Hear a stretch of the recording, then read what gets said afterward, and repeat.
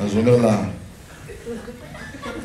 התנענו, לא ניסה, ניפחנו את המזרון ים, את המסופים, את הכל, לא ניסה לים, המנגל דולק, הגחלים אדומות, לא נשים איזה קבב.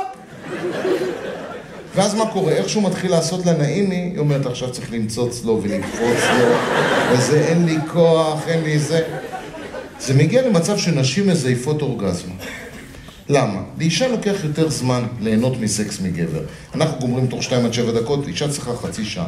בסדר גודל. אם היא דלוקה מאוד, 20 דקות, רבע שעה. אבל לוקח להם יותר זמן מאיתנו. עכשיו, מה קורה? אותו לימדו שאישה מחממים, כמו שמחממים תנור, כך מחממים אישה. זה דבר שנקרא פורפליי. איך עושים? את זה עושים ככה. עושים 3 סיבובים על פתמה ימנית, 2 סיבובים על פתמה שמאלית, דיגי דיגי בבית צ'כי ימין, ציגי ציגי בבית צ'כי שמאל.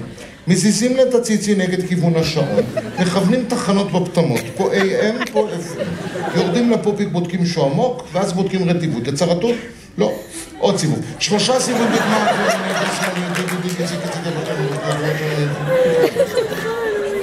אישה בשביל ליהנות ממין צריכה 3 ראשים. רטיבות, רוחב ורוגע. איך משיגים רטיבות? דיגי דיגי ציקי ציקי. איך משיגים רוחב ורוגע? קניות. אבל לא רק קניות. שלא תהיה כניסה לקפל, שלא תהיה שותפה בזה, שלא יהיה רפרט להגיש, שלא יהיה איזה בחינה שנכשלה, שלא יהיה איזה יום הולדת שהוא שכח. הן לא עושות לנו דווקא. אתה רוצה שיהיה סקס טוב? תשטוף את הבית.